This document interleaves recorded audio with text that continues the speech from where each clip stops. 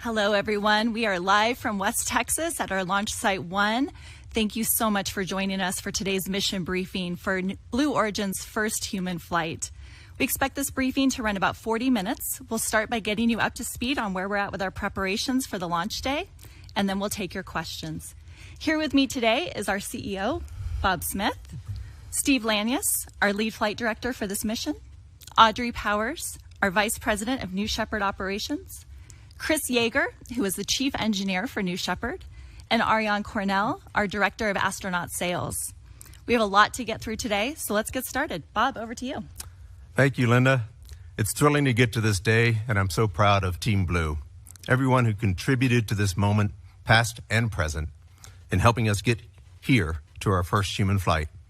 After 15 flights of New Shepard, we were ready to fly our first customer, Oliver Damon, our founder, Jeff Bezos, his brother, Mark Bezos, and the incredible aviation pioneer, Wally Funk.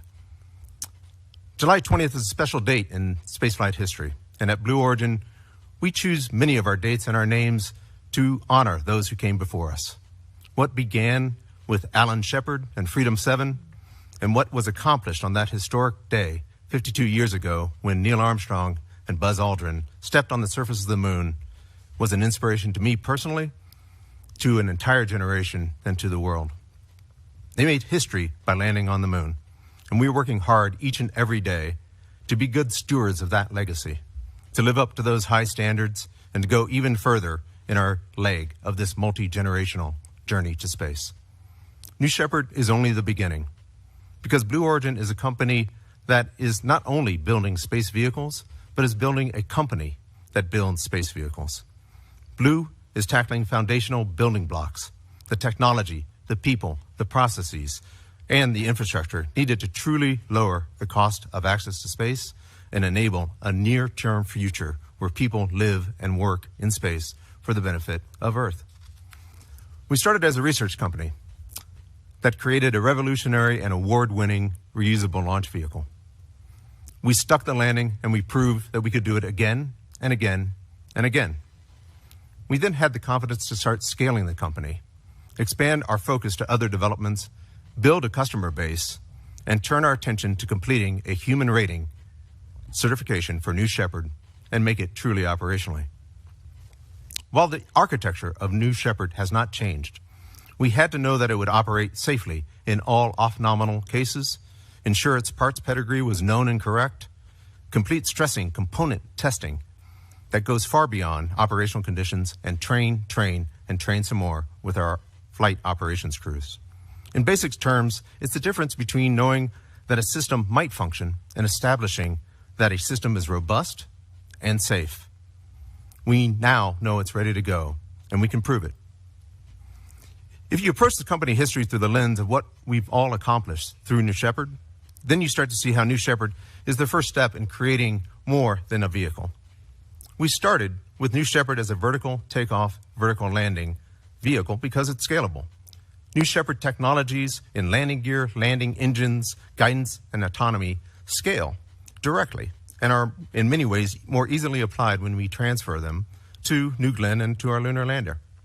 If one simply looks at the mission profiles, one can easily see the heritage that comes from New Shepard. We also took the advanced course from the beginning and created a highly throttleable, high ISP hydrogen-oxygen engine. The engine we fly on Tuesday on New Shepard has a direct descendant in the hydrogen-oxygen engine we have on the upper stage of New Glenn. This first reusable engine allowed us to learn some more, as we are today, about how to design, build, and test high-performance engines that can be used dozens of times. We also have learned and advanced some of the greatest hits of rocket manufacturing, building common tank domes, using friction stir weld methods, creating our own high-temperature alloys, applying additive manufacturing methods, and doing all of it with the highest level of precision and quality. Those manufacturing capabilities, that supply chain, and that team will be applied to our newest engines, New Glenn, our lunar lander, and so much more. We also built our flight operations capability around New Shepard over the course of those 15 successful consecutive missions. Those flight operations procedures computer systems, autonomy, training, and even the personnel are being incorporated exactly into our New Glenn Mission Control Center. And finally, as stated before, we learned how to make a vehicle safe enough that we'd be willing to put our own loved ones on it and send them to space. Those capabilities, too, will be applied to all that we do, which returns us to why we are here for a mission briefing. This is the first operational and commercial flight of New Shepard. We followed a methodical step-by-step approach to get to this point in time. We're ready, and we can't wait for Tuesday. And now I'd like to turn it over to our lead flight director, Steve Lanius. Steve? Thank you, Bob.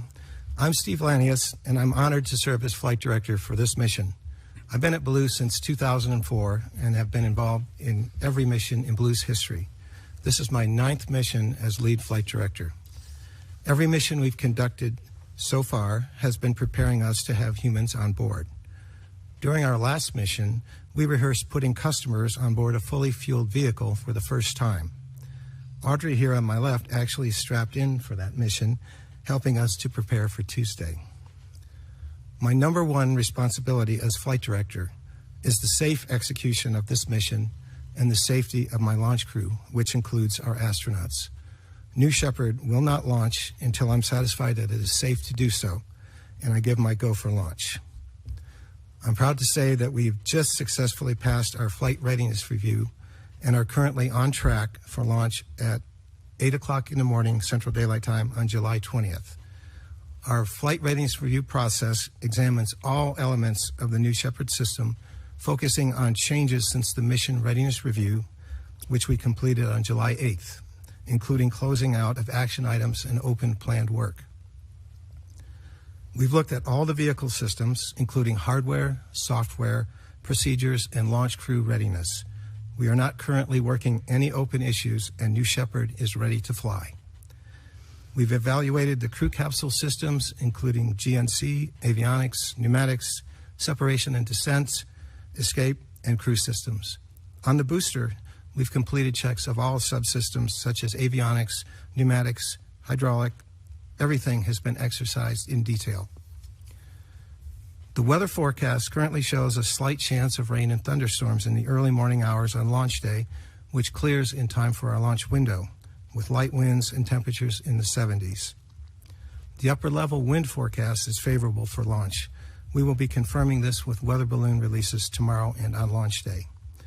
Weather is currently not a constraint to launch. We will continue to monitor weather conditions over the next 2 days for any unfavorable conditions. We are still working our nominal L-2 to L0 day procedures to prepare for launch. We expect to be ready to launch on schedule. Astronaut training is currently underway and will be completed tomorrow. Based on practice training with stand-in astronauts, we are fully confident that our astronauts will be ready to fly on Tuesday. Our training is comprehensive and gets the crew prepped for everything they need to know about the vehicle. Our astronaut training program is fully compliant with FAA requirements for crew and spaceflight participants. It consists of 14 hours over a 2-day span and includes classroom instruction, demonstrations, and practice in a training capsule. The training covers nominal, off-nominal, and emergency procedures, including zero-G seat egress and ingress, emergency egress, and fire response and emergency breathing mask usage. The training culminates in mission rehearsals covering 5 different scenarios and a final exam. I'll get a report from our astronaut trainer, crew member 7, at the end of training tomorrow, confirming that astronauts are go for rollout and launch. Here's what you can expect on launch day. Rollout at midnight at approximately T-minus 8 hours. Our propellant load begins at T-minus 3 hours. We'll give a go for astronaut load at T-minus 45 minutes and close the hatch on the crew capsule at T-minus 24 minutes. Expected launch time currently still is 0800 Central Daylight Time or 1300 Universal Coordinated Time. Of course, we have a very talented engineering team supporting the flight director and the mission. Chris will talk more about that in a few minutes. In summary, the launch crew is ready, the vehicle is ready, the crew is ready, and the flight director is ready. Audrey, over to you. Thank you, sir. I'm Audrey Powers. I'm proud to say I've been at Blue Origin for about 8 years now, and I've supported every New Shepard mission that we've flown. I'm currently the lead of mission and flight operations for the New Shepard program. My responsibility is not just flight operations, but also the maintenance and inspection and testing that occurs between flights, as well as for the launch complex and the ground infrastructure that supports all of those activities. Probably most important, I'm here representing a tremendously talented group of professionals who work across all of those areas. And I'm so very privileged to be part of that team who's dedicated so much effort to this program over the years. I was, as Steve said, a stand-in astronaut on our last mission. We exercised the entire astronaut training flow all the way up through load on launch day. Did not get to fly to space, unfortunately, but we practiced all of those tower load activities, ingress and then egress on the tower. We also practiced egress from the capsule in the field post-landing. It was quite an overwhelming experience, even just to practice the non-flight parts. And in just 2 days, our lucky astronauts lived that reality for the first time. So that rehearsal activity on the last mission was one very small part of Blue Origin's larger human flight certification plan. So I wanted to go through that a little bit. It's been an exceedingly comprehensive review of the life of the New Shepard program, and we've just recently completed it. To pass the certification plan, the program worked through a number of readiness gates over the last several years. One of them is our flight test program, which many people have followed very closely. That included multiple capsule escape flights so that we could test the full envelope escape capability of the crew capsule, which is a very important safety system for our astronauts. We had external reviews for all aspects of both the crew capsule and the propulsion module. That was a group of external reviewers partnered with our internal Blue Origin team, and they participated in our very recent human flight certification review, which was a very comprehensive and kind of the culmination review of the entire program. And we scrutinized ourselves and our performance against voluminous requirements with both those internal and external non-advocate reviewers. I think one important aspect of all this is that we're not just flying people who are designated crew members. We are also flying, of course, our first paying commercial customer. And the fact that we're doing this on a private vehicle that is completely privately funded from a private launch site is just something that hasn't been done in this industry before. So there were a lot of firsts that we had to work our way through with our external partners to get to this point and figure out how to do all those new things really well and safely. So one important external partner to our progression here is the FAA, of course, the Office of Commercial Space Transportation. They have very much been our partner over the entire life of this program, but particularly over the past few years as we progress through this human flight certification program. We've collaborated with them very closely for our licensing needs, of course, giving them insight to all of these reviews and having many reviews customized just for their purposes. The FAA's inspection personnel have supported all of our flight operations on New Shepard here in Texas. So really the whole commercial space team at FAA has been with us through every step of this program. Another of our external partners, the town of Van Horn here in West Texas. We have a lot of visitors here in Van Horn. This West Texas town has been our home and our support structure for as long as we've had this program active. This is a very remote location out here in the West Texas desert, and we know there are a lot of folks very interested in seeing this flight and coming out and watching this historic mission. I want to make sure folks know that there are no designated public viewing areas for our flights.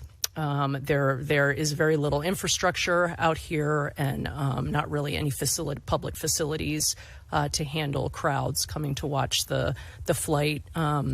Our partners at the Texas Department of Transportation are going to be closing a portion of the one state highway that runs adjacent to our launch site, and they will not be allowing spectators on that closed portion of the highway during the hours around the mission. So it is very hot in the Texas desert in July. There is, again, very little infrastructure out here. So really the best way to watch this flight is on our webcast. We have a whole team of people who work very, very hard to bring great coverage of all of our New Shepard flights. So we really encourage folks to use that instead of trying to come out here into the middle of the desert to watch the flight.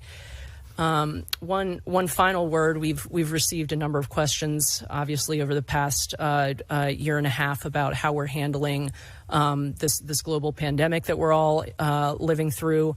And how we have been able to safely conduct operations during that time, which we're glad to say we have been able to do. Our biggest concern, obviously, is the health and safety of all of our personnel who support New Shepard missions. We've been following closely all of the CDC guidelines, as well as the state and local orders that apply to our team here.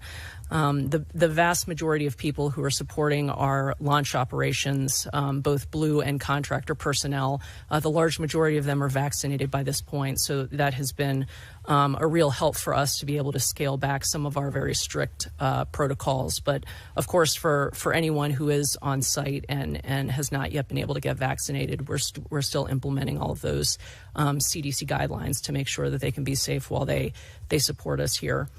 I'm going to turn it over to Chris Yeager, our chief engineer. All right. Thanks, Audrey. So I am Chris Yeager. I am the chief engineer of the program, and I have been with Blue Origin since 2014.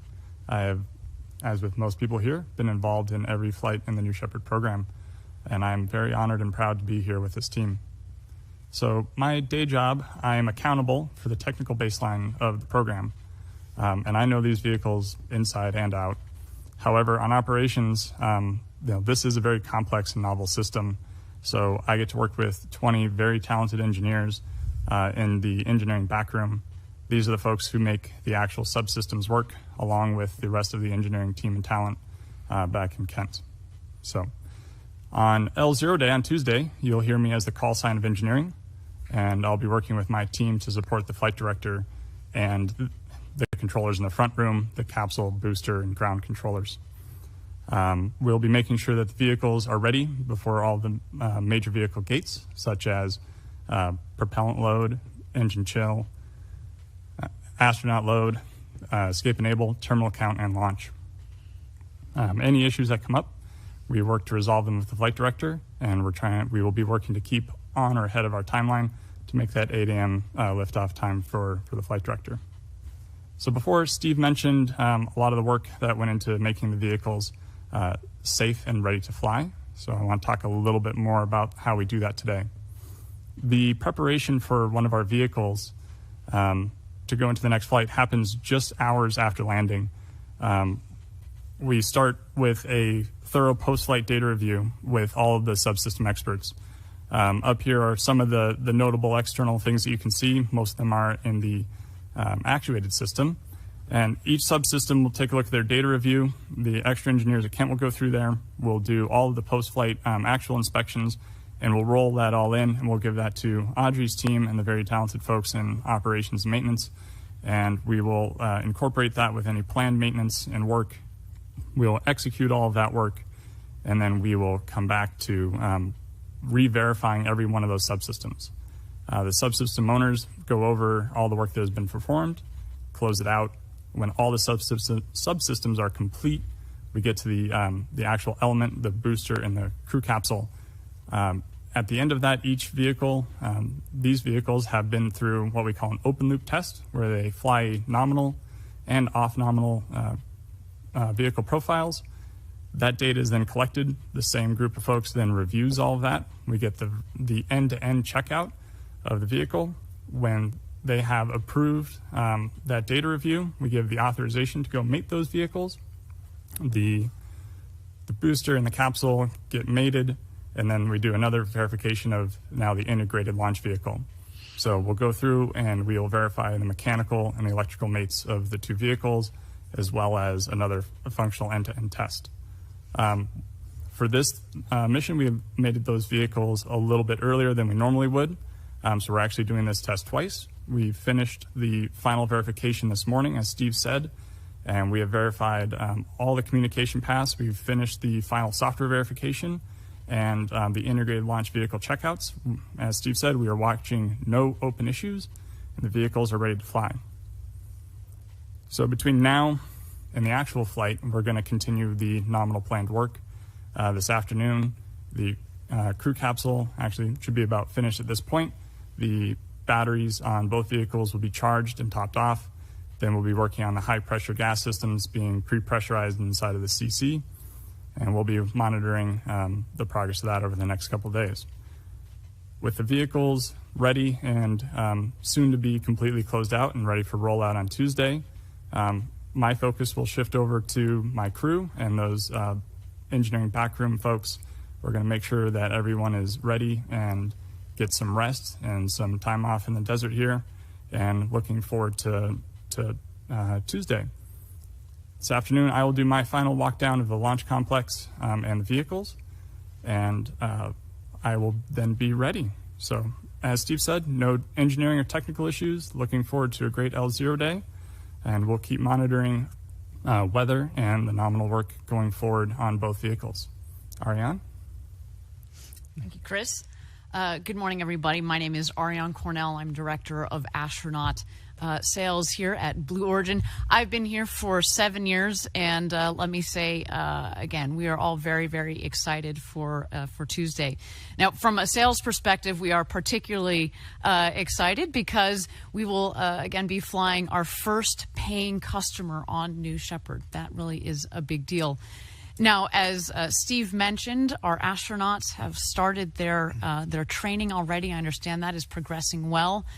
I can tell you from having gone through that astronaut training recently, it's a wonderful program. And in particular, I say so because by the end of the program, not only did I feel confident in my own ability to go up as an astronaut on New Shepard, but felt extraordinary confidence in the team here at Blue Origin that's going to be operating this vehicle, as well as, you know, this beautiful piece of engineering that our team has pulled together in New Shepard. Now, the training itself, just to get into some more of the specifics, as Steve mentioned, you know, we're going to go through ingress, egress, how do you maneuver in the capsule when you're up there over the Kármán line, over the internationally recognized line of space. As you're gazing out of those windows, you see in the clip here, that is that spectacular view that our 4 astronauts are going to experience on Tuesday. And again, you walk away knowing exactly what you need to know. But again, this vehicle has been, it's an autonomous vehicle. It's been designed so that the customers, the astronauts themselves, can experience the flight, and you leave the rest to the rocket and the rest to the team to operate again, so you can experience that flight of a lifetime over the Kármán line. Now, how does the rocket get up there? Why don't we go quickly through the flight profile.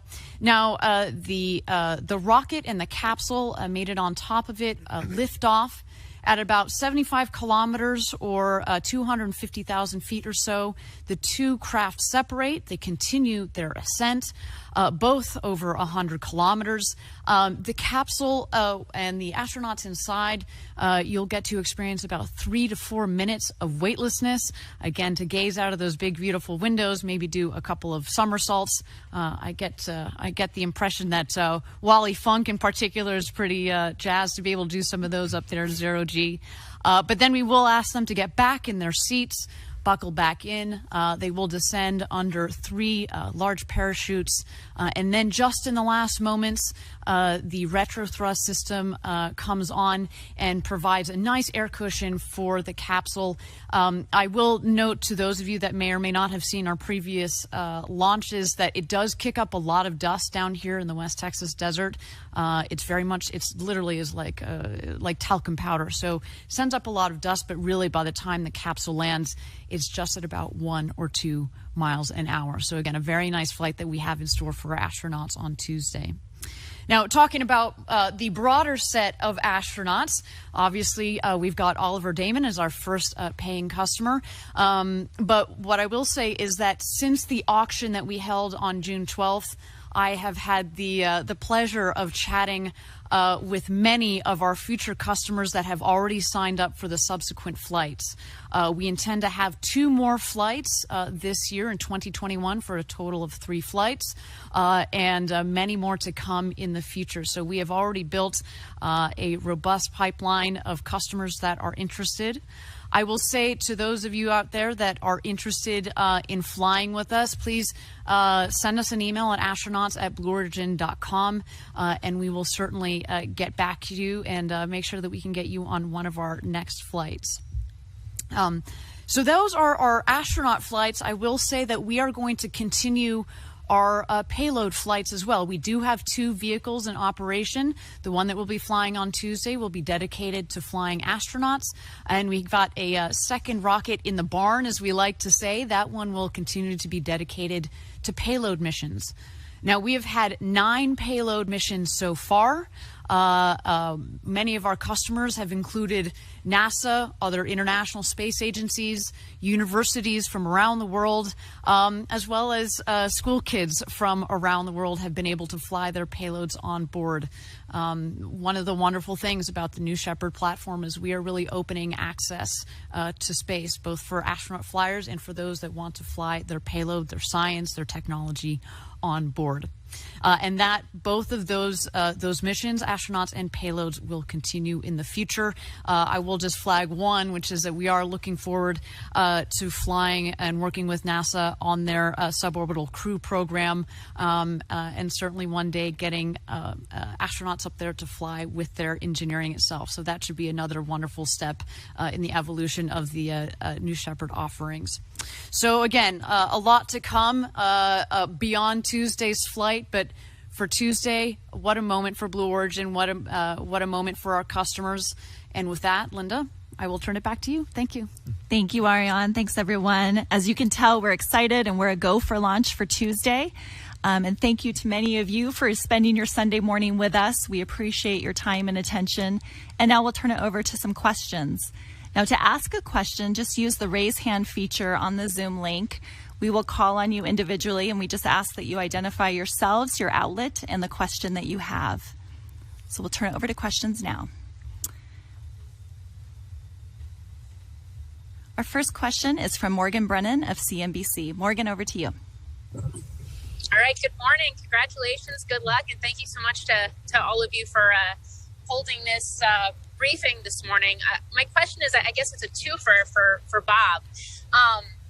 Bob, given the fact that you just have gone through this auction process and you do have that first paying passenger on Tuesday's mission, how large do you now assess that total addressable market for suborbital space tourism to be? And in light of that, what does the insurance piece of the puzzle actually look like, both in terms of coverage for the spacecraft, but also for passengers that do climb on board, be it Tuesday or these future flights? Thanks, Morgan. Good to talk to you. So relative to the addressable market, we think that we had 7,500 people in the auction from over 150 countries. Clearly, there's really high interest. So the question really gets down to what's the price point that we talk about? How far down that will we actually be able to get to the number of people that are willing to pay? Willingness to pay continues to be quite high. Our early flights are going for a very good price. You can saw the interest during the auction was quite high. We had people well into the 20s, all very interested. Some of that was skewed, obviously, by the auction.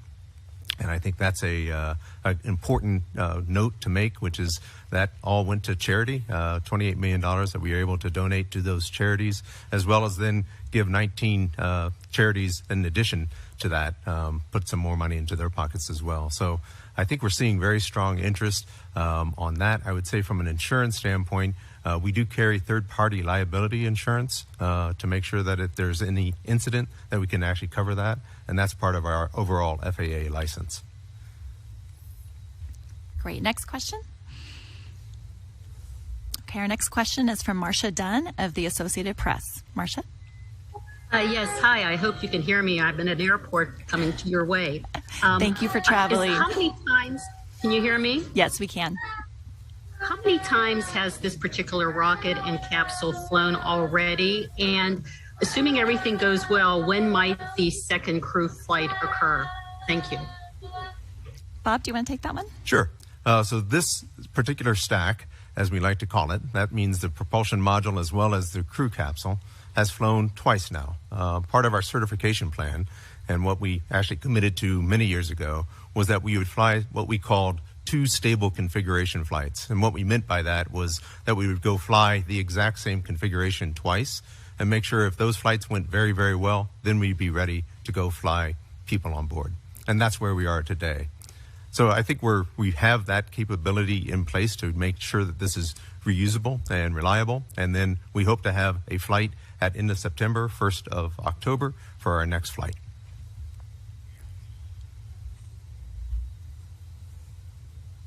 All right, Travis with Marfa Public Radio. Travis, over to you. Hi, thanks so much. So I'm in West Texas, and I guess, my big thing I'm thinking about is, what does this moment in these future flights mean for the region? So, obviously the company pays taxes on the land in Culberson County, but, with these multi-million-dollar ticket sales, is any of that money going to, trickle back down into the local economy directly in the form of taxes? Are you paying local taxes on that stuff? Or what are your broader plans for sort of, making sure that, again, this millions and millions of dollars coming into this company are getting down to the local community some way? Well, as Audrey mentioned, Van Horn is our home. So Audrey, do you want to talk a little bit more about that? Sure. I can speak to a few things. We do have further development plans here at our launch site. We obviously use the local infrastructure in the form of power and utilities, and partner with a lot of those local organizations as we continue to expand here. I think you'll probably see in some of our coverage, there is always a lot of construction going on site. This is not just a site for New Shepard. Our engine programs have test facilities here. Our lunar lander program has a test facility here. So this really is a multi-use facility, and we're expanding capabilities here all the time. I do think as we bring more employees to the region, we are certainly, our housing needs are growing. We've had some construction activities go on in the local town of Van Horn for purposes like that. So I do think a lot of what we do brings jobs to the area across a number of fronts, not just in our employee base, but also in the partners in the local region that support us. We have a lot of contractor personnel directly from the region that support our activities out here too. Great. Thank you, Audrey. Next question is from Alan Boyle of GeekWire. Alan, what's your question? Hi, thank you. I'm also in an airport, so I hope this works. Ariane mentioned that Wally Funk was jazzed to be in zero G. I wonder if you can tell us more about what the to-be space flyers are doing. I know that they've got some free time there, and there's supposed to be an astronaut complex that they're staying in. Tell us a little bit about what the lifestyle of these people is like, and what they're looking forward to, anything you can pass along. Thank you. Ariane has spent quite a bit of time with our astronauts while they've been here on site. Ariane, do you want to take that? Sure, absolutely. Well, so I can speak from a couple of different angles. One from having, again, gone through the astronaut experience, both the hospitality component and the actual flight, the training experience. Not quite the flight, although hopefully one day. So, you know, we do have our astronaut village, which is not far from the launch site, where we have a wonderful hospitality team that is taking care of them and their guests that they have brought down here to West Texas. So they all got to meet each other yesterday over let's say over the last 48 hours or so. But today in earnest, as mentioned, starts the training itself. And you know, it's 2 days, but it's 2 full days. It's very concise training. It leaves you with, again, everything that you need to know for your flight itself. So again, they're going to be going through this training with our crew member 7. We've brought up this role in the past in webcasts. So the crew member 7 is actually a 2-person role. It comes from New Shepard. There are 6 seats on the capsule, and we have a crew member 7, which is the person that trains them, and then the other part of the role is the person that will be on Capcom. So those 2 roles are filled by Kevin Sprogue and Sarah Knights. So between meeting the crew, as you've seen the photos, in addition to meeting and working closely now with their crew member 7s, the team is getting ready. So there's the classroom component. They will also be working in a simulator that we have in our astronaut training center, and then they'll also be going out to the pad. We want to make sure that our astronauts feel acclimated not only with the capsule itself, but with the facilities here at our launch site 1, as well as with the broader team. That is all part of the experience. So again, an incredible life-changing experience, frankly, that I had just having gone through the training experience. And then, of course, on Tuesday, we're going to add on that spectacular flight to space and back for our 4 astronauts. So that is the full the full program.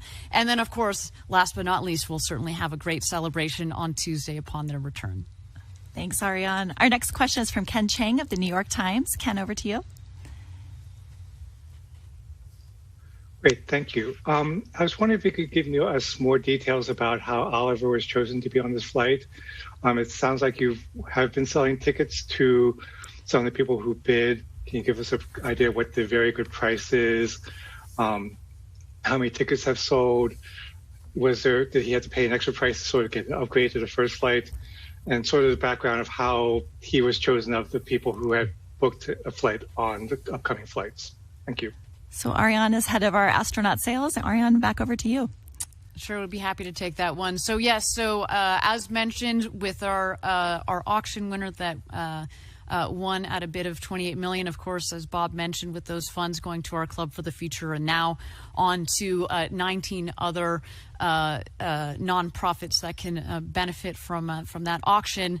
That auction winner did have some scheduling issues, and so as mentioned before and during the auction process, we had mentioned that we were going to start selling tickets, in particular starting with those that were the most competitive and active bidders.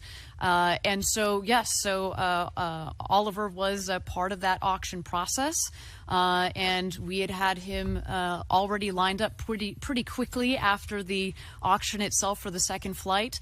And when we had the scheduling challenge, we went to Oliver and saw if he was available and decided to move him up. And what a brilliant story, though, that it provides for us on Tuesday to be able to fly Wally Funk, who will become the oldest person to have ever flown to space at the age of 82, and Oliver, the youngest person that will have ever flown to space at the age of 18. So a wonderful crew that we have lined up on Tuesday between Oliver, Wally, and the Bezos brothers. So yes, very much looking forward to that.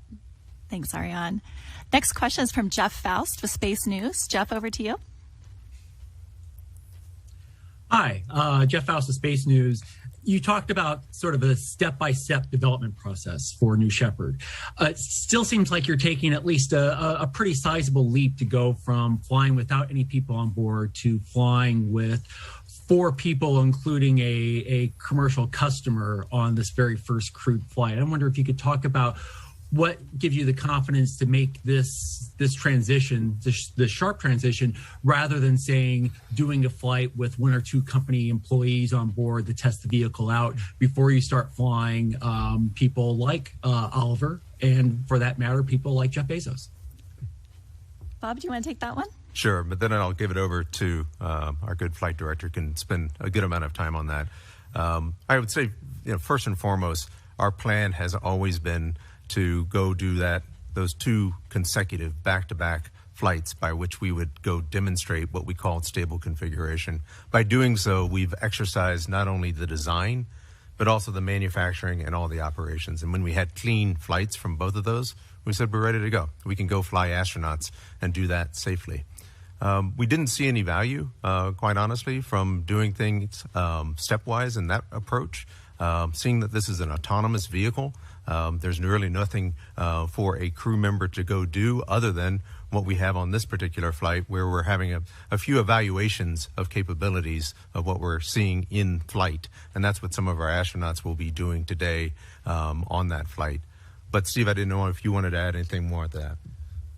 Yeah, thanks, Bob. I do want to say one thing. In my view, there's really no difference in how we operate the vehicle or the systems, whether they're employees or commercial customers. They're still human beings, and so we're ready for that, whether they be employees or paying customers.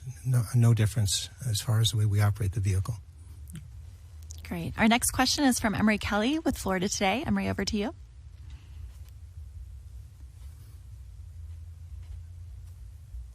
Emery, go ahead and ask your question. I don't think he's just here. Oh, we might be having audio issues with Emery.